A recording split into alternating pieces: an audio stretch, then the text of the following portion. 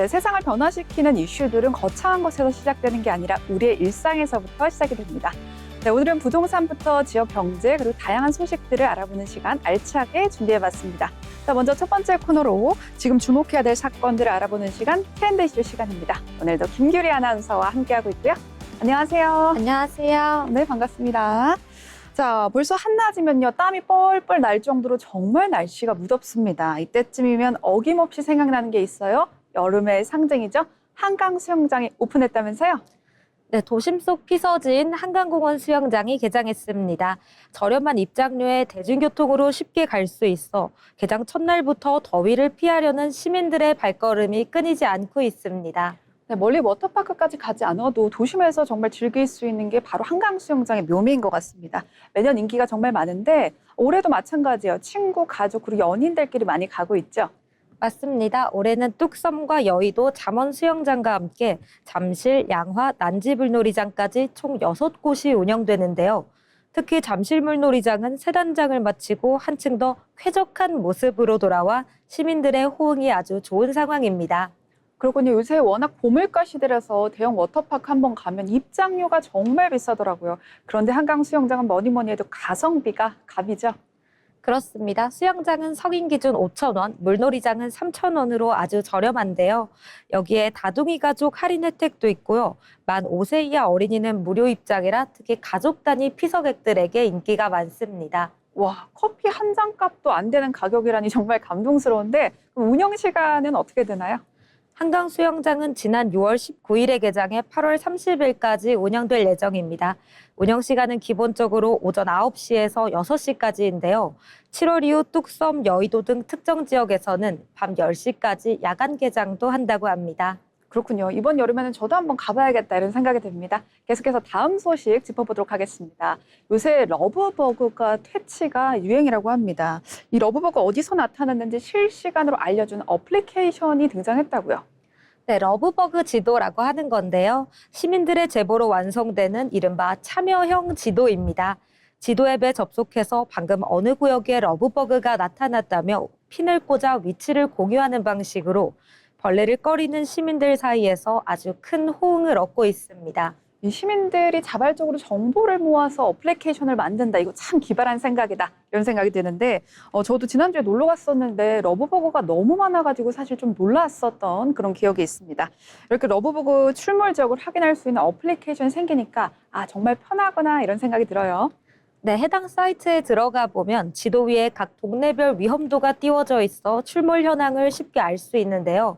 커뮤니티 공간에서는 지금 몇 번 출구 쪽에 까맣게 붙어 있다. 이쪽 골목은 피해서 큰 길로 돌아가라 등 수다를 떨듯 생생한 목격담과 대처법이 실시간으로 올라오고 있습니다. 이런 것이야말로 정말 집단 지성이다 이런 생각이 드는데 근데 궁금한 것이 이런 어플리케이션이 생겨난 이유가 올해 러브버거 출몰이 유난히 심한 걸까요? 맞습니다. 이른 무더위 탓에 러브버그가 작년보다 일찍 한꺼번에 부화했기 때문인데요. 워낙 떼지어 출몰하다 보니 요즘 2030 세대 사이에선 외출 전부터 지도를 켜서 출몰 지역을 확인하는 게 일상이 될 정도입니다. 시민들이 스스로 피할 길을 찾고 있다 이렇게 보여지는데 지자체에서는 지금 어떤 방역을 하고 있나요? 네, 지자체에서는 민원이 폭주하자 서울시가 처음으로 살수 드론을 투입했는데요. 무분별한 화학 살충제 대신에 드론을 띄워 사람 손이 닿지 않는 높은 가로수나 건물 외벽 등에 붙어 있는 러브버그를 강한 고압의 물줄기로 떨어뜨리고 있습니다. 네, 그렇군요. 시민들의 똘똘한 지도 앱과 지자체 방역이 합쳐져서 올해 러브버거 퇴치가 빨리 됐으면 좋겠습니다. 계속해서 다음 이슈 살펴보도록 하겠습니다. 냄새가 덜 나고 달콤해서 액상담배 피우시는 분들 많으셨죠. 그런데 이 과일향 전자담배가 오히려 암 유발을 높인다는 충격적인 연구 결과가 있었습니다. 네, 그렇습니다. 전자담배 액상에 첨가된 과일향이 가열될 때 1급 발암물질이 훨씬 더 많이 생성된다는 연구 결과가 나왔는데요. 향이 없는 일반 액상과 비교해도 독성이 훨씬 강하고 암 발병 위험이 높습니다. 젊은 층 사이에서는 망고나 수박처럼 정말 달달한 향을 내는 이런 액상담배가 인기인데 그런데 더 큰 문제가 이런 특정 과일향들이 발암물질 생성 측에서는 굉장히 높은 지수를 보였다고요?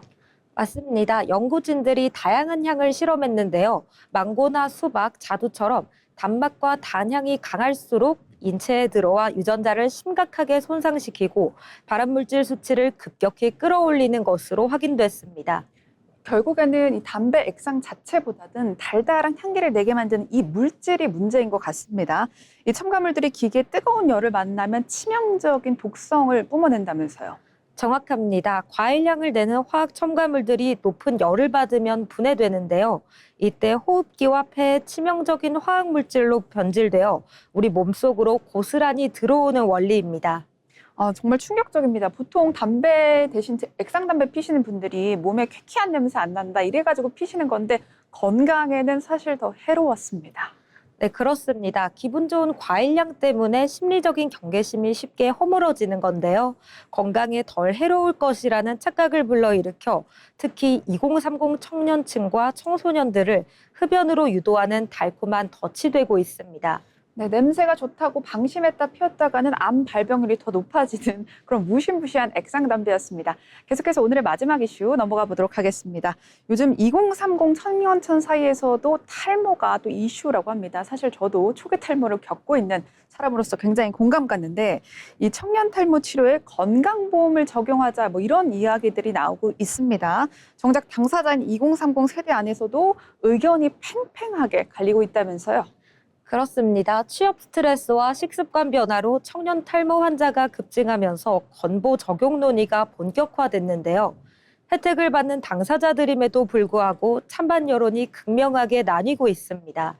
보통 청년을 위한 직원 정책이다. 그러면 보통 청년들은 오케이 하겠습니다. 이렇게 말을 하는데 찬반이 팽팽하게 갈리고 있다는 거. 반대하는 쪽에서는 이거 어떤 이유로 반대하고 있는 걸까요? 네, 핵심은 건강보험 재정 고갈에 대한 우려입니다.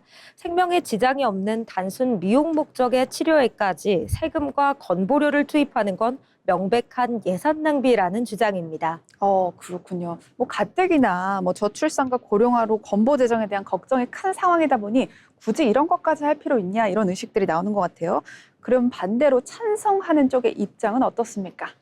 탈모를 단순히 외모 고민이 아니라 심각한 사회적 질병으로 대해야 한다는 입장입니다. 외모 변화로 인한 우울감과 대인기피증이 청년들의 취업과 사회생활을 심각하게 가로막고 있다는 입장입니다. 요새 사실 취업 문턱도 정말 높은데 거기다가 이제 심리적 위축감까지 들면 안 될 것 같다 이런 생각도 듭니다. 이제 막 사회 발현이 된 초년생들에게 꾸준하게 들어가는 약값과 치료비 보통이 아닐 것 같다 뭐 이런 생각도 드네요. 맞습니다. 탈모는 비급여인 경우가 많아 약값이 비싸고 또 평생 동안 복용해야 하는 경우가 대부분인데요.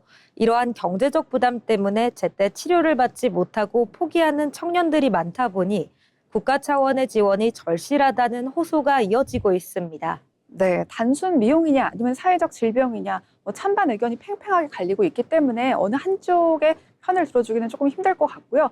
우리의 건강보험료가 의미 있고 가치 있게 쓰였으면 좋겠습니다. 지금까지 트렌드 이슈였습니다.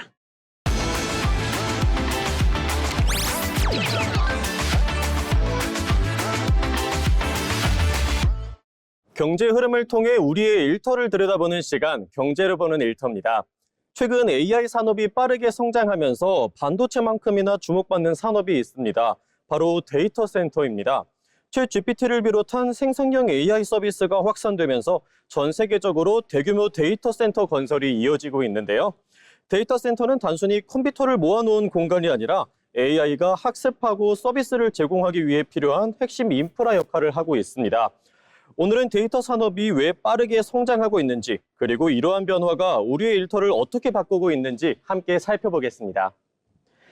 AI는 일반 인터넷 검색보다 훨씬 많은 연산 능력과 전력을 필요로 합니다.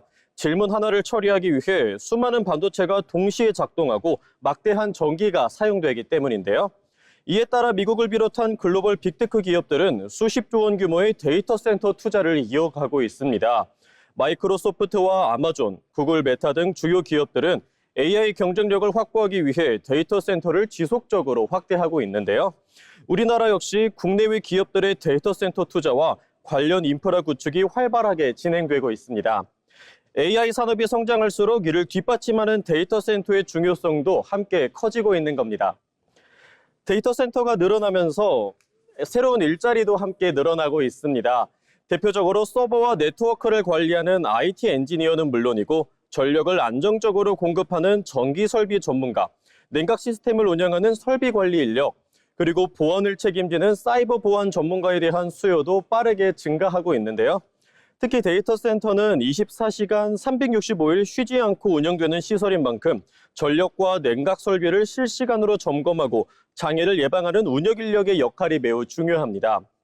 작은 시스템 오류 하나만 발생해도 AI 서비스나 클라우드 시스템이 동시에 멈출 수 있기 때문에 예방 점검과 유지 보수를 담당하는 전문 인력의 가치도 더욱 높아지고 있는데요.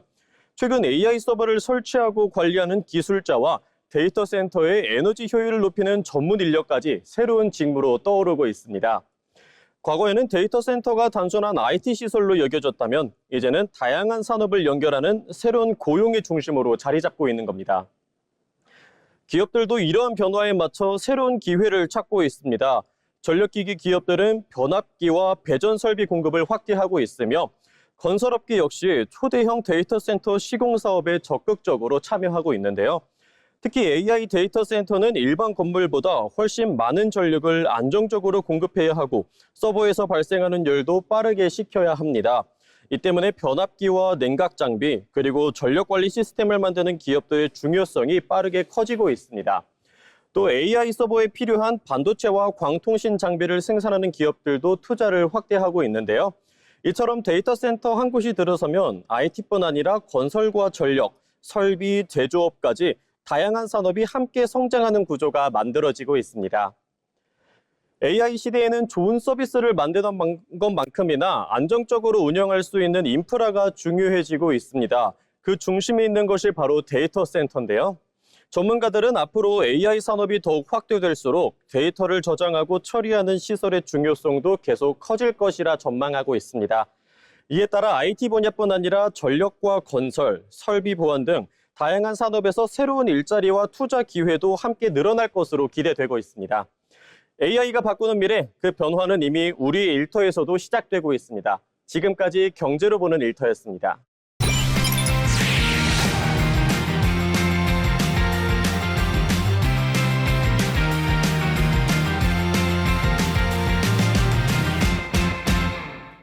네, 한 주간의 경제 이슈를 알아보는 시간, 편지 기자의 경제톡톡 시간입니다. 자, 오늘도 함께하고 있고요. 안녕하세요. 네, 안녕하세요. 네, 반갑습니다.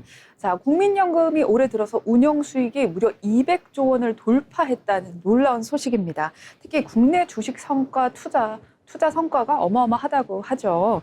그런데 시장에서는 수익 규모보다 리밸런싱 재개에 더 큰 관심을 보이고 있죠. 네, 국민연금은 올해 4월 말 기준으로 208조 6천억 원의 운용 수익을 거두면서 14.18%의 수익률을 기록했습니다. 특히 국내 주식 부문 수익률은 59.7%에 달했는데요. AI 투자 확대와 반도체 업종 강세, 국내 증시 상승이 맞물리면서 국민연금 수익률도 큰 폭으로 개선됐습니다. 하지만 시장이 더 주목하는 건 얼마를 벌었느냐보다 앞으로 어떻게 움직일 것이냐입니다. 네, 이렇게 큰 규모를 리밸런싱 하게 되면 국내 주식 시장에 타격이 있을 것 같다 이런 생각도 드는데 정확히 여기서 말하는 리밸런싱 무슨 뜻일까요? 네, 리밸런싱은 말 그대로 자산 비중을 다시 맞추는 작업입니다. 최근 국내 증시가 크게 오르면서 국민연금이 보유한 국내 주식 비중도 목표치를 웃돌게 됐는데요. 이것을 그대로 두면 특정 자산에 투자가 쏠릴 수 있기 때문에 일부를 줄이고 다른 자산과의 비중을 다시 맞추는 겁니다. 즉, 더 큰 수익을 내기 위한 투자 전략이라기보다는 위험을 분산하기 위한 장기 투자 원칙에 가깝습니다. 네, 그렇군요. 이제 국민연금이 갖고 있는 하이닉스, 삼성 이런 거 팔기 시작하면 무서울 것 같다 이런 생각도 사실은 들거든요. 국민연금이 주식을 팔기 시작하면 증시가 흔들릴 것이다. 이런 의견에 대해서는 어떻게 생각하시는지? 네, 그런 우려는 있지만 지나치게 불안해할 필요는 없다는 것이 많은 의견입니다. 국민연금은 단기 차익을 노리는 투자자가 아니라 국민의 노후 자금을 운용하는 장기 투자 기관이기 때문입니다. 실제로 국민연금도 시장 충격을 최소화하는 방향으로 리밸런싱을 진행하겠다는 입장을 밝힌 만큼 한꺼번에 대규모 매도에 나설 가능성은 크지 않다는 입장입니다. 네, 결국 이번 리밸런싱도 주가를 예측해서 사고팔고 하기보다는 장기적인 관점에서 움직이겠다. 이렇게 보면 될까요?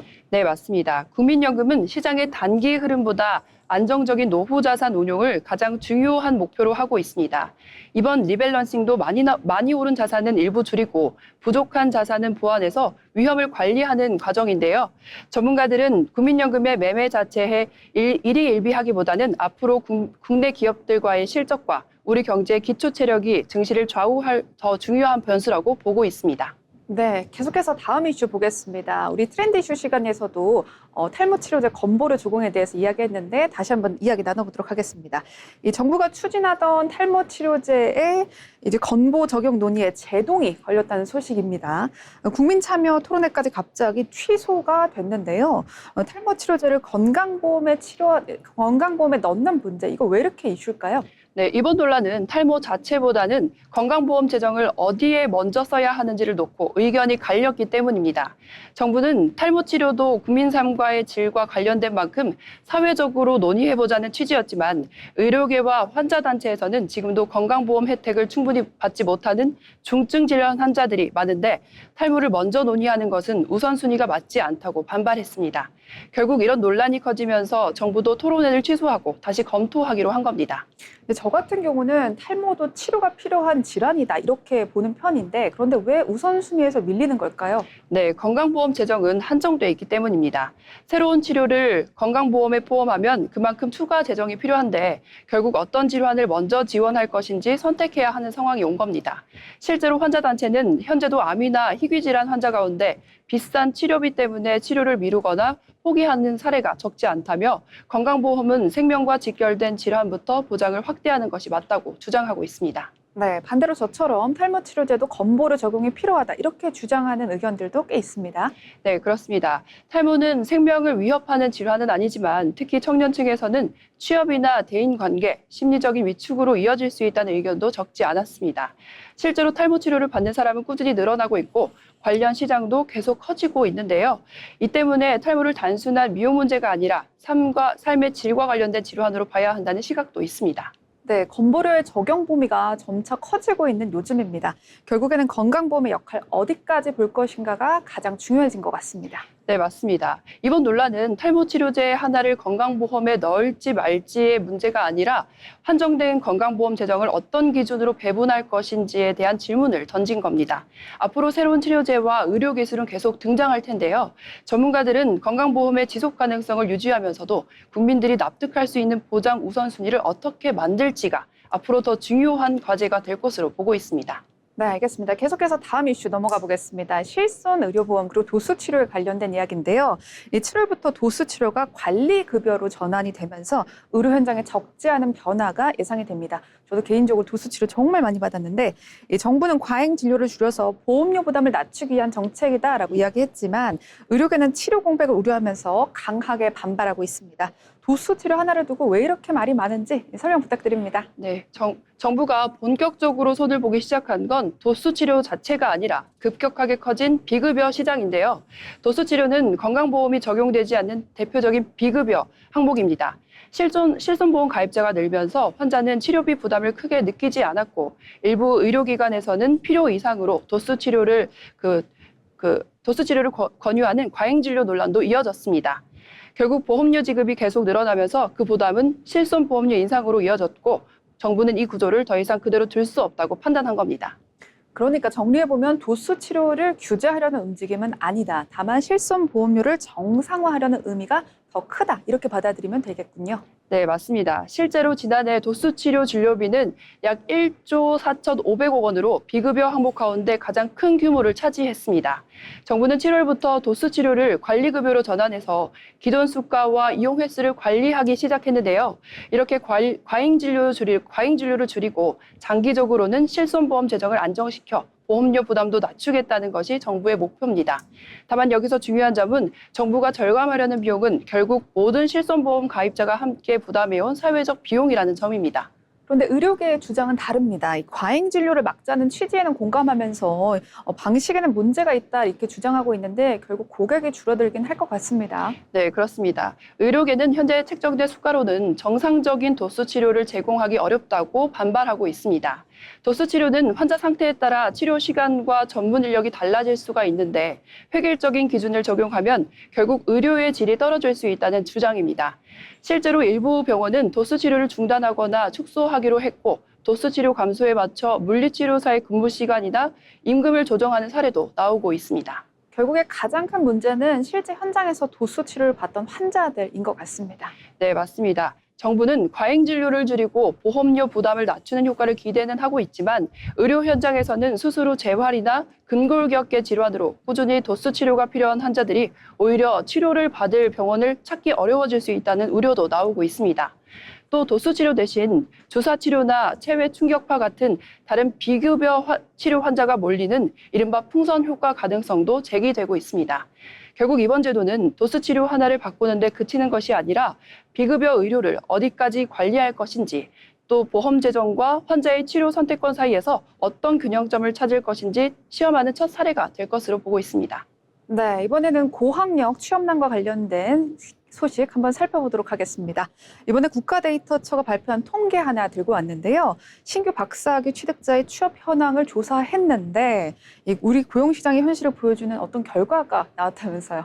네, 지난해 박사 학위를 받은 사람 가운데 취업하지 못한 비율이 33.3%로 관련 조사가 시작된 이후 처음으로 30%를 넘어섰다고 합니다.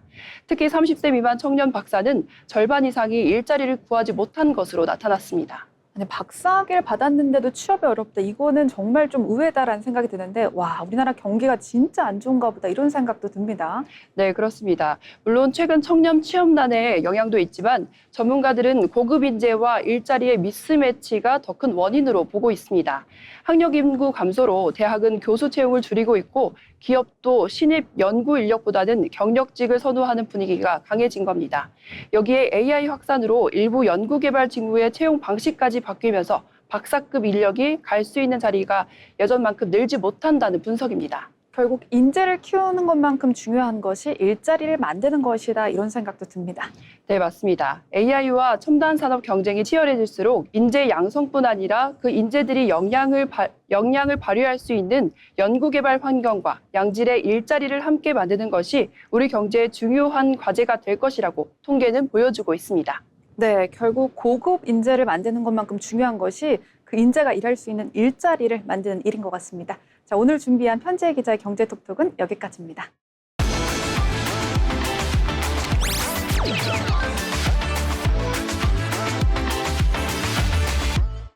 네, 자빈 스토리 시간입니다. 웃음을 만드는 사람은 많습니다. 하지만 평범한 일상을 특별한 이야기로 바꾸고 또 사람들의 자연스러운 매력을 콘텐츠로 만드는 사람은 많지 않은데요. 오늘 자빈 스토리의 주인공은 대한민국 대표 예능 PD 나영석입니다. 나영석 PD는 1976년 충청북도 청주에서 태어났습니다. 어린 시절부터 방송 PD의 꿈을 꿨던 건 아닌데요. 대학에 진학할 때만 해도 자신의 진로를 명확하게 정하지 못하는 평범한 학생이었습니다. 그러던 중 연세대학교 재학 시절 우연히 연극반 활동을 시작하게 됩니다. 직접 무대에 오르고 연출을 맡으며 처음으로 이야기를 만들고 사람들과 호흡하는 즐거움을 느끼게 됩니다. 무대 위의 배우로도 또 무대 뒤의 연출자로도 활동하며 자신이 가장 잘할 수 있는 일은 사람과 이야기를 만드는 일이라는 사실을 깨닫고 그때부터 방송 PD라는 꿈을 꾸게 됐습니다. 하지만 그 길도 순탄치만은 않았습니다. 그는 코미디 작가 공모전에 도전하기도 하고 영화사에 들어가 조연출 일을 시작하기도 했지만 회사가 문을 닫으면서 뜻하지 않은 좌절도 겪게 됐습니다.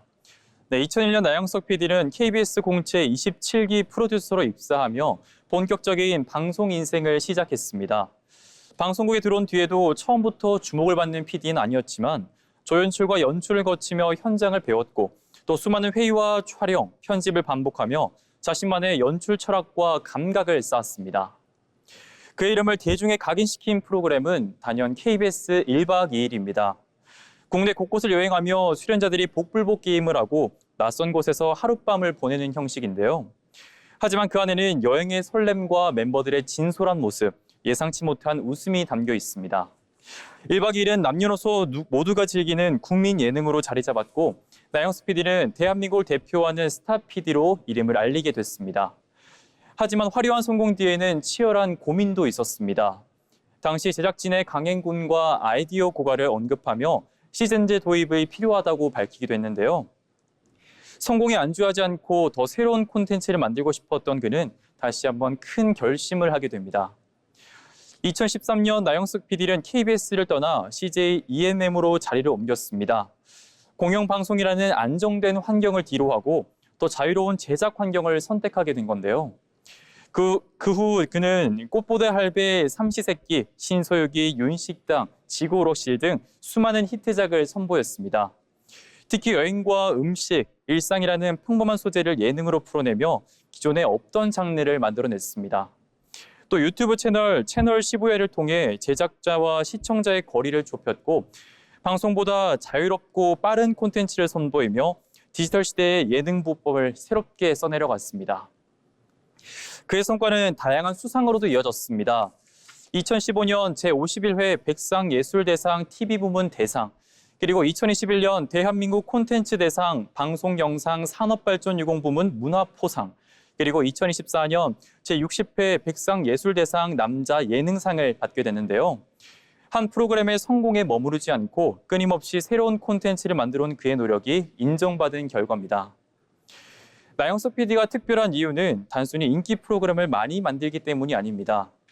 그는 시대가 바뀔 때마다 새로운 플랫폼을 받아들이고 새로운 형식을 시도하며 끊임없이 변화해왔습니다. 무엇보다 사람을 중심으로 한 콘텐츠를 만들었습니다. 출연자를 꾸며내기보다 그 사람만의 자연스러운 매력을 이끌어내고 평범한 일상 속에서 특별한 이야기를 발견하는 것. 그것이 지금까지 많은 사람들이 나영석 예능을 기다리는 이유입니다. 대한민국 예능의 새로운 길을 만들어가고 있는 나영석 PD. 그의 다음 이야기가 더욱더 기대됩니다. 지금까지 자빈스토리였습니다.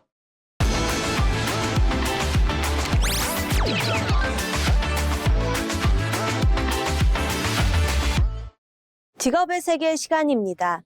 여러분은 캐릭터를 보면 어떤 것이 떠오르시나요? 인형이나 문구류, 이모티콘을 떠올리는 분들이 많으실 텐데요. 최근에는 하나의 캐릭터가 영화와 게임, 굿즈는 물론 다양한 산업으로 확장되며 새로운 경제적 가치를 만들어내고 있습니다. 이처럼 하나의 캐릭터나 콘텐츠를 브랜드로 성장시키고 다양한 사업으로 연결하는 사람이 바로 브랜드 IP 기획자입니다. K 콘텐츠 산업이 세계적으로 성장하면서 브랜드 IP의 가치도 함께 높아지고 있는데요. 오늘은 브랜드 IP 기획자가 어떤 일을 하는 직업인지 함께 알아보겠습니다. 먼저 IP란 지식재산권의 약자입니다. 특허나 상표처럼 법적으로 보호받는 권리를 뜻하지만 최근에는 캐릭터와 웹툰, 드라마, 게임 애니메이션처럼 다양한 사업으로 확장할 수 있는 콘텐츠 자체를 의미하는 경우가 많습니다. 브랜드 IP 기획자는 이러한 콘텐츠가 더 많은 사람들에게 사랑받을 수 있도록 사업 전략을 세우고 새로운 상품과 서비스를 기획하는 역할을 합니다. 좋은 콘텐츠를 오래 사랑받는 브랜드로 키우는 것이 가장 중요한 업무입니다. 브랜드 IP의 기획자는 어떤 일을 할까요? 먼저 시장의 트렌드와 소비자의 반응을 분석해 새로운 캐릭터와 콘텐츠를 기획합니다. 이후 디자인과 마케팅, 상품 개발 부서 등 다양한 분야와 협업하며 브랜드를 성장시키는데요. 또 굿즈 제작과 라이선스 계약, 팝업 스토어 운영, 기업 간 협업 프로젝트도 함께 기획합니다. 최근에는 SNS와 쇼폼 트렌드를 통해서 마케팅은 물론 AI를 활용한 소비자 반응을 분석하거나 새로운 콘텐츠 아이디어를 발굴하는 사례도 늘어나고 있습니다. 하나의 콘텐츠를 다양한 산업으로 확장해 새로운 가치를 만드는 것이 브랜드 IP 기획자의 핵심 역할입니다. 브랜드 IP 기획자가 되기 위해서는 반드시 정해진 전공이 필요한 것은 아닙니다. 다만 콘텐츠 기획 능력과 마케팅에 대한 이해, 소비자 트렌드를 분석하는 능력이 중요합니다. 또 디자인과 영상, SNS 콘텐츠에 대한 관심도 도움이 되는데요. 무엇보다 다양한 사람들과 협업하는 일이 많은 만큼 원활한 의사소통 능력과 새로운 아이디어를 제안하는 창의력도 중요한 역량으로 꼽힙니다. 평소 콘텐츠를 즐기고 또 새로운 유행을 빠르게 받아들이는 사람에게 잘 어울리는 직업이라고 할 수 있겠습니다. 최근에는 K-팝과 웹툰, 드라마, 캐릭터 산업이 세계적으로 성장하면서 브랜드 IP의 활용 범위도 계속 넓어지고 있습니다. 하나의 인기 캐릭터가 굿즈와 게임, 전시, 또 광고는 물론 다양한 기업과의 협업으로 이어지며 새로운 수익을 창출하고 있는데요. 이처럼 콘텐츠를 하나의 브랜드로 키우는 능력이 기업의 중요한 경쟁력으로 자리 잡으면서 브랜드 IP 기획자의 역할도 더욱 확대되고 있습니다. 업계에서는 앞으로 AI와 디지털 기술을 활용한 콘텐츠가 늘어날수록 이를 기획하고 사업화할 전문 인력의 수요도 계속 증가할 것으로 전망하고 있습니다.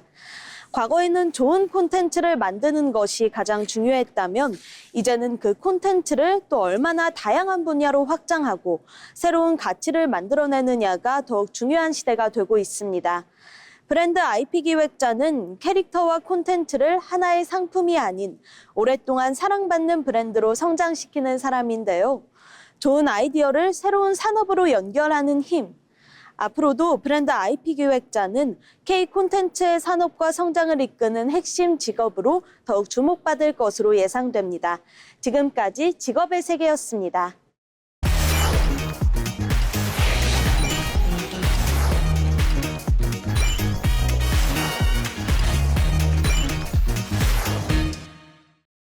네, 부동산 시장의 흐름을 알아보는 시간, 마켓 트렌드 시간입니다. 오늘도 김은경 아나운서와 함께하고요.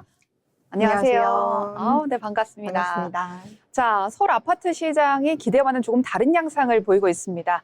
작년 같은 경우는 대형 신축 아파트가 강세였다면 올해는 구축의 소형 아파트가 강세라고 하는데요. 그 이유가 뭔지 궁금합니다. 네, 가장 큰 이유는 강화된 주택담보대출 규제입니다. 고가 아파트는 대출 한도가 크게 제한이 되면서 실수요자들이 상대적으로 가격 부담이 적은 소형 아파트와 구축 아파트로 눈을 돌린 것으로 분석됩니다. 네, 실제로 가격별, 면적별 상승률 한번 살펴보도록 하겠습니다. 이 전용 40에서 60제곱미터 아파트가 가장 많이 올랐는데요. 반면 135제곱미터를 넘는 대형 아파트의 상승폭은 또 낮았습니다. 이유가 뭔가요? 네, 전용 40에서 60제곱미터 아파트는 평균 거래 가격이 약 9억 원대로 대출에 활용할 수 있는 가격대였습니다. 반면 대형 아파트는 평균 거래 가격이 30억 원을 넘어서면서 대출 규제의 영향을 크게 받아 거래가 크게 줄었습니다. 그렇군요. 눈에 띄는 점이 또 있어요. 구축 아파트 인기가 높아졌다라는 점인데요. 일반적으로는 신축 선호 형상이 강한데 올해는 구축이 시장을 주도했습니다. 네, 서울에서는 구축 아파트가 신축보다 가격 부담이 적은 데다가 재건축에 대한 기대감도 반영된 것으로 보여집니다. 실제로 올해 서울 아파트의 거래 가격의 약 3분의 2가 준공 20년이 넘은 구축 아파트에서 이루어질 정도로 수요가 집중이 됐습니다. 그렇군요. 그런데 이런 흐름이 전국적으로 똑같은 양상을 보이는 것은 아니라고 합니다. 이 지방 같은 경우는 또 다른 모양새를 보였다면서요. 네, 서울은 재건축 사업성이 높아서 구축 아파트의 가치가 다시 주목을 받고 있지만 지방은 미분양과 사업성 부족 등의 영향으로 신축 아파트 선호가 이어지고 있습니다. 결국 시장의 변화는 단순한 취향의 변화가 아니고 대출 규제와 지역별 시장 환경이 만들어낸 결과로 해석이 되고 있습니다. 그렇군요. 서울은 재개발 기대감이 있어서 그나마 구축이 괜찮지만 저 같은 경우도 이제 재개발 지역에 살고 있는데요. 이 서울에서 내 집 마련의 문턱이 점점 더 높아지고 있습니다. 집값은 빠르게 오르는 반면 대출 규제와 금리 부담까지 더해지면서 평범한 직장인들이 살 수 있는 아파트가 점점 더 줄어들고 있다라는 분석이 나왔습니다. 자세히 한번 살펴보도록 하겠습니다. 네, KB 부동산에 따르면 올해 1분기 서울의 주택 구입 잠재력 지수, 이른바 HOI는 7.8을 기록을 했습니다. 쉽게 말해서 중위소득 가구가 대출을 받아 살 수 있는 아파트가 서울 전체의 약 8% 수준에 불과하다는 의미입니다. 네, 결국에는 이제 중산층이 가장 살기 힘들다 뭐 이런 생각이 드는 요즘인데요. 이처럼 주택 구매 여건이 악화된 가장 큰 이유는요. 집값 상승 속도가 소득 증가 속도를 앞질렀기 때문입니다. 최근 3년 동안 서울의 중위아파트 가격은 20%가 넘게 오른 반면 중위소득의 가구 월급은 10% 상승에 그쳤습니다. 네, 여기에 대출 규제에도 영향을 받았습니다. 대출을 통해 집을 마련하려는 실수요자들은 빌릴 수 있는 금액이 줄어든 반면에 현금 자산이 많은 사람들은 상대적으로 영향을 덜 받아서 자산 격차가 커질 수 있다는 지적 또한 나오고 있습니다. 네, 결국 현금 부자만 좋겠네요. 네. 부럽습니다. 점점 집을 구하는 게 어려워지고 있다 이런 생각이 드는데요. 다음 키워드 보시죠. 이제 정부는 대출 규제를 통해서 집값 안정을 유도하고 있지만 시장에서는 또 다른 우려도 제기되고 있습니다. 현금이 많은 사람과 대출이 필요한 실수요자 간 격차가 더욱더 크게 벌어질 수 있다는 거죠. 네, 맞습니다. 특히 최근에는 10억 원 미만의 중저가 아파트 가격도 크게 오르면서 실수요자들의 선택지가 더욱더 좁아지고 있습니다. 전문가들은 금리 인상과 대출 규제가 이어질 경우에는 중산층의 주택 구대 후반이 한층 더 커질 것으로 전망하고 있습니다. 네, 내 집 마련의 꿈이 점점 더 멀어진다 이런 생각이 드는 요즘입니다. 자, 그렇다면 앞으로는 어떤 아파트가 주목을 받게 될까요? 예전처럼 무조건 신축이나 대형이라고 사람들이 좋아할 것 같진 않은데 흐름이 조금은 달라질 것 같습니다. 네, 맞습니다. 전문가들은 당분간은 실거주 목적의 중소형 아파트와 가격 경쟁력이 있는 단지를 중심으로 수요가 이어질 것으로 보고 있습니다.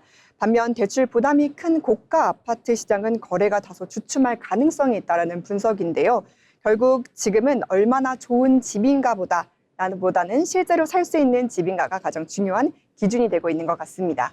네, 그렇군요. 결국 서울 안에서도 온도차가 꽤나 커질 것 같다. 이런 생각이 드는 요즘입니다.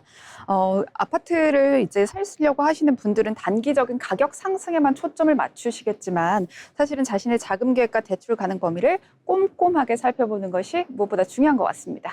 네, 전문가들도 부동산 시장은 금리와 대출 정책, 공급 확대 여부에 따라서 분위기가 달라질 수 있는 만큼 단기적인 가격 움직임보다는 장기적인 관점에서 접근하는 것이 바람직하다고 조언하고 있습니다. 전문가들은 집값 안정 정책도 중요하지만 실수요자의 주거 사다리가 무너지지 않도록 균형 있는 정책이 함께 마련돼야 한다고 강조하고 있습니다. 결국 이번 통계는 단순히 집값이 오르는 것이 아니고 평범한 직장인의 내 집 마련이 그만큼 더 어려워지고 있다는 지표로 해석이 되고 있습니다. 네, 알겠습니다. 계속해서 다음 이슈 살펴보도록 하겠습니다. 이제 중요한 정보인 것 같은데요. 정부가 다음 달에 발표할 세제 개편안을 두고 부동산 시장에 관심이 주목되고 있습니다. 취득세부터 보유세, 양도소득세와 관련된 주택과 관련된 모든 세금이 전반적으로 검토 대상에 오르고 있는데요. 시장에 적지 않은 변화가 예상됩니다. 네, 정부가 가장 중점적으로 보고 있는 부분은 보유세와 양도세 개편입니다. 집을 여러 채 보유하거나 고가 주택을 가진 경우에는 세 부담을 높이고 시장에 매물을 나오도록 유도하겠다는 취지입니다. 특히 보유세를 계산하는 기준이죠. 공정시장 가액 비율을 조정하자는 방안이 유력하게 제기되고 있습니다. 다소 사실 저는 이제 처음 들어본 생소한 용어인데요. 결국에는 쉽게 말하면 세금을 계산하는 기존 비율을 높여서 보유세를 점진적으로 높이겠다 이런 말이죠. 네, 맞습니다. 현재는 공시 가격의 60%를 기준으로 세금을 계산하고 있는데요. 이를 단계적으로 높이는 방안이 검토되고 있는 겁니다. 법을 새로 만들지 않아도 시행령 개정만으로도 추진할 수가 있어서 현실적인 대안으로 평가받고 있습니다. 네, 그래도 좋은 것은 모든 집주인의 세금이 오르는 것은 아닙니다. 정부는 실거주 1주택자와 다주택자 그리고 또 고가 주택 보유자 등 이런 분들을 위해서는 차등 과세하는 방향을 검토하고 있죠. 네, 실거주 목적 1주택자는 현재 수준을 유지하거나 부담을 완화하는 반면 다주택자와 초고가 주택 보유자는 세 부담이 커질 가능성이 있습니다. 또 실제 거주하지 않는 주택에 대해서는 장기 보유 특별 공제 혜택을 줄이는 방안도 함께 논의되고 있습니다.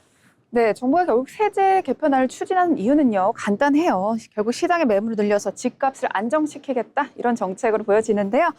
세금의 변화는 시장에 미치는 영향이 큰 만큼 속도 조절이 관건이다 이런 생각이 듭니다. 지금까지 마켓 트렌드였습니다.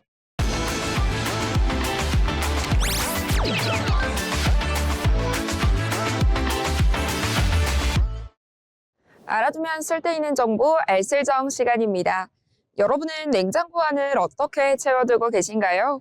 혹시 음식이 많아지면 냉장고를 너무 꽉 채우면 전기세가 많이 나온다.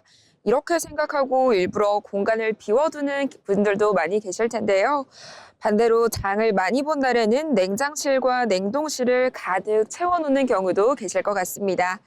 그런데 흥미롭게도 냉장고는 무조건 비워두는 곳이 좋은 것도 아니고 무조건 가득 채워두는 곳이 좋은 것도 아닙니다. 특히 냉장실과 냉동실은 채워두는 방법이 서로 다르다는 사실 알고 계셨나요? 오늘은 냉장고를 더 효율적으로 사용하고 전기요금도 아낄 수 있는 방법에 대해 알아보도록 하겠습니다. 먼저 많은 분들이 알고 계신 상식부터 살펴보도록 하겠습니다.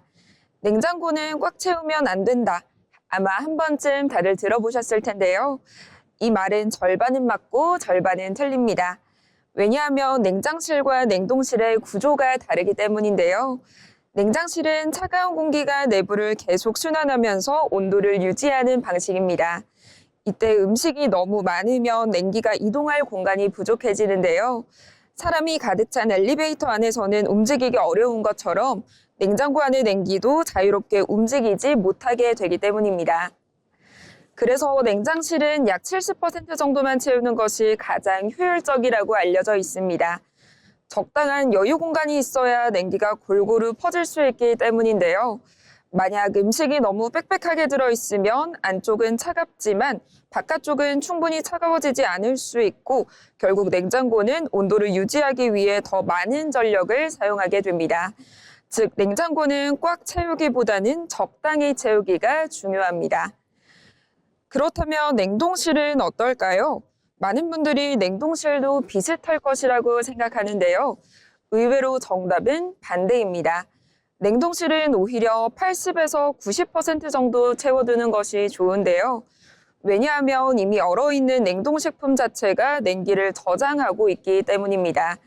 쉽게 말해 냉동식품들이 작은 보냉제 역할을 하는 셈인데요. 서로 냉기를 유지해주기 때문에 냉동실 내부 온도가 더 안정적으로 유지가 됩니다. 반대로 냉동실이 너무 비어 있으면 문을 열고 닫을 때마다 외부에 따뜻한 공기가 쉽게 들어오게 됩니다. 그러면 내부 온도가 빠르게 올라가게 되고 냉장고는 다시 차갑게 만들기 위해 더 많은 전기를 사용하게 되는데요. 그래서 냉동실은 적당히 채워둘수록 냉기를 오래 유지하는 데 도움이 됩니다. 만약 냉동식품이 많지 않다면 물병이나 얼음팩 등을 활용하는 것도 좋은 방법이 됩니다. 여기서 한 가지 더 중요한 점이 있습니다. 바로 냉장고 문을 여닫는 습관인데요. 냉장고 문을 열고 무엇을 꺼낼지 한참 고민하는 분들도 계실 텐데요. 사실 이 짧은 시간 동안에도 냉기는 계속해서 빠져나가고 있습니다. 특히 여름철에는 외부 온도가 높기 때문에 냉장고 내부 온도가 더 빠르게 올라갈 수 있습니다. 필요한 식재료의 위치를 미리 정해두고 문을 여는 시간을 줄이는 것만으로도 전기 사용량을 줄이는 데 도움이 됩니다. 또 뜨거운 음식을 바로 냉장고에 넣는 습관도 주의해 주셔야 됩니다. 뜨거운 음식이 들어가면 냉장고 내부 온도가 올라가고 이를 다시 낮추기 위해서 냉장고가 더 많은 전력을 사용하게 되는데요. 음식은 한 김 식힌 뒤 넣는 것이 좋습니다. 또 정기적으로 냉장고 뒷면의 먼지를 제거하고 문틈 고무 패킹이 제대로 밀착되는지 확인하는 것도 냉장고 효율을 높이는 데 도움이 됩니다. 이어서 정리해 보겠습니다. 냉장실은 냉기 순환을 위해 약 70% 정도만 채우기, 냉동실은 냉기 유지를 위해 80에서 90% 정도만 채우기, 그리고 냉장고 문은 짧게 열고 뜨거운 음식은 식힌 뒤에 보관하기. 우리가 매일 사용하는 냉장고지만 조금만 사용 습관을 바꿔도 전기요금을 아끼고 식품도 더욱 신선하게 보관할 수 있습니다. 알고 나면 바로 실천할 수 있는 정보, 지금까지 알쓸정이었습니다.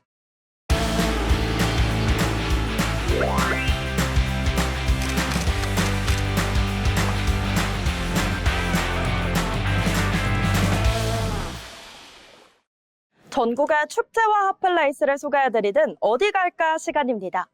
우리나라에도 사막이 있다고 합니다. 끝없이 펼쳐진 모래 언덕으로 마치 사막에 온 듯한 느낌을 주는 곳인데요. 충청남도 태안에 위치한 신두리 해안사구입니다. 한국의 사막이라고 불리는 충청남도 태안의 신두리 해안사구는 오랜 시간 동안 바람과 파도가 만들어낸 자연의 작품이라고 합니다. 그럼 지금부터 신두리 해안사구에 대해 알아보겠습니다. 충남 태안군 원북면에 위치한 신두리 해안사구는 국내 최대 규모의 해안사구입니다. 해안사구는 바닷바람이 모래를 육지로 운반하면서 만들어진 모래 언덕을 말하는데요. 신두리 해안사구는 길이 약 3.4km, 너비는 최대 1.3km에 이르는 거대한 규모를 자랑합니다. 또 해안사고는 비가기 이후 무려 15,000년이라는 세월 동안 바람과 파도가 빚어낸 거대한 자연유산입니다. 학술적 가치와 보존 필요성을 인정받아 2001년 11월 30일 천연기념물 제431호로 지정됐습니다. 이곳에 발을 디디는 순간 국내에서는 보기 드문 거대한 모래 언덕이 시야를 가득 채웁니다. 끝없이 이어지는 사구 능선은 마치 사막에 들어선 듯한 착각을 불러일으키며 바람에 따라 끊임없이 형태를 바꾸는 독특한 풍경을 만들어냅니다. 또 신두리 사구센터가 마련돼 있어서 방문객들이 해안사구를 보다 깊이 이해할 수 있습니다. 이곳에서는 사구가 어떻게 형성되고 유지되는 건지, 그리고 모래 언덕 속에서 어떤 생태계가 만들어지는 건지에 대해 전시와 자료를 통해 체계적인 학습이 가능합니다. 실제 서식하는 동식물 정보와 계절별 변화도 확인할 수 있어 단순한 관람을 넘어 이해하는 여정으로 확장시킬 수 있습니다. 이 때문에 이곳은 단순한 관광지를 넘어 아이들과 함께 자연의 순리를 배우고 또 체험할 수 있는 현장형 교육 공간으로도 큰 의미를 가지고 있습니다. 신두리 해안사구는 단순히 풍경만 아름다운 곳은 아닙니다. 육지와 바다의 완충지대인 해안사구는 바닷바람과 바닷물의 유입을 막아 해안 지역을 보호하는 역할을 합니다. 또 끊임없이 움직이는 모래는 다양한 동식물이 살아갈 수 있는 독특한 생태 환경을 만들어내는데요. 다양한 식물과 곤충, 희귀생물들이 서식하고 있습니다. 척박한 모래 환경에 적응한 식물들이 자라고 있어 생태학적으로도 매우 중요한 지역으로 평가받고 있습니다. 신두리 해안사구는 또 일몰 명소로도 유명합니다. 붉게 물든 이 노을이 모래 언덕 위로 내려앉은 순간은 정말이지 많은 여행객들이 꼽는 최고의 풍경인데요. 바람 소리와 파도 소리를 들으며 걷다 보면 일상 속 스트레스도 잠시 잊게 됩니다. 복잡한 도심을 벗어나 자연 속에서 여유를 찾고 싶은 분들에게 추천해드리고 싶습니다. 최근에는 자연 그대로의 모습을 보존하면서도 친환경 관광지로 발전하기 위한 다양한 노력도 이어지고 있습니다. 탐방객들이 지정된 탐방로만 이용하도록 안내하고 있으며 훼손된 지역을 복원하기 위한 보호 사업도 진행되고 있습니다. 덕분에 아름다운 자연 환경을 다음 세대에도 온전히 물려줄 수 있도록 관리되고 있습니다. 소중한 자연을 지키며 여행할 수 있는 의미 있는 여행지라고 할 수 있겠습니다. 한국에도 이런 풍경이 있었나 싶을 정도로 특별한 매력을 가진 신두리 해안사구. 올여름 색다른 여행지를 찾고 계신다면 충남 태안에 위치한 신두리 해안사구는 어떨까요? 지금까지 어디 갈까였습니다.